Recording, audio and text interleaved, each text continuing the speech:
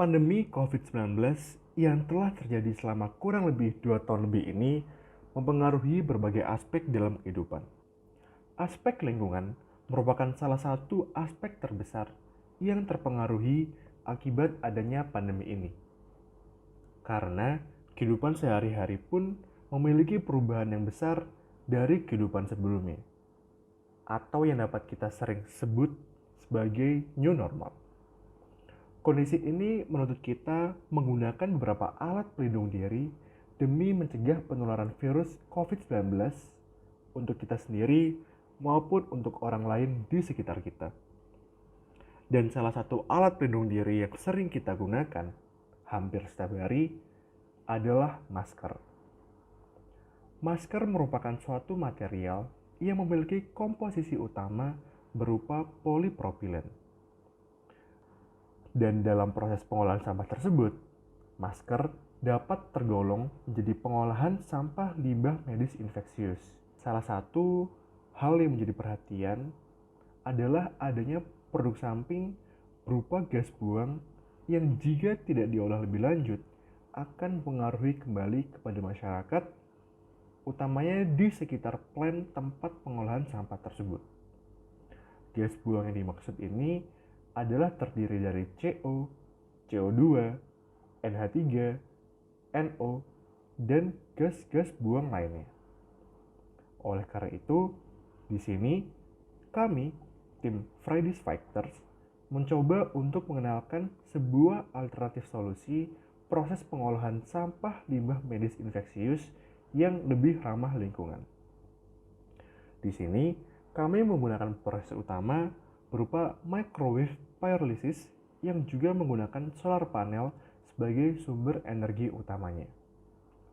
Diharapkan tidak hanya dapat mengubah suatu limbah menjadi energi yang dapat digunakan kembali dalam bentuk yang lain, tetapi kami juga berharap dengan alat ini dapat menjadi suatu alternatif solusi penerapan clean energy dari awal hingga akhir proses terlaksana.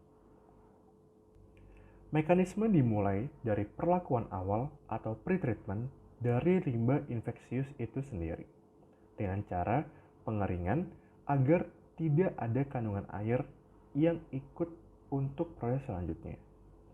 Kemudian, limbah infeksius medis yang telah kering ini dihancurkan menggunakan crusher agar pada proses selanjutnya dapat berlangsung lebih cepat karena luas area kontak yang lebih besar dengan semakin kecilnya ukuran limbah infeksius itu sendiri. Setelah itu, dimasukkan menuju reaktor pirolysis untuk dilakukan pengolahan utama. Di sini, kami menggunakan reaktor pirolysis gelombang mikro karena kelebihannya daripada pirolysis konvensional lainnya, yaitu pada pirolysis gelombang mikro lebih hemat energi dan lebih cepat dalam proses waktu pengolahannya. Serta pada pasokan energi listrik, kami juga dibantu dengan adanya panel surya.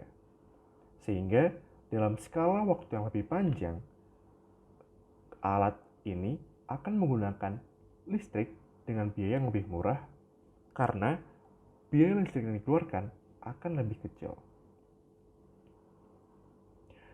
Dari rangkaian alat pirolysis ini memiliki 3 produk utama, yaitu bio-oil, syngas, dan juga biochar. Di mana pada bio-oil yang dihasilkan tersusun atas rantai karbon yang panjang.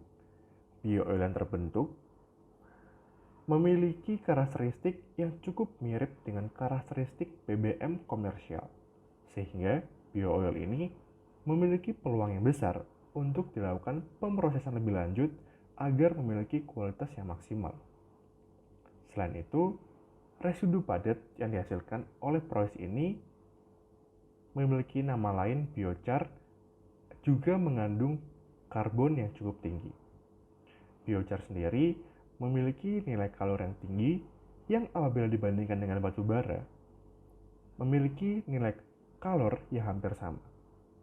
Oleh karena itu, material ini pun dapat digunakan kembali pada proses lanjutan sebagai briket bahan bakar berbasis arang dan juga dapat dimanfaatkan sebagai nanokatalis bahan absorben.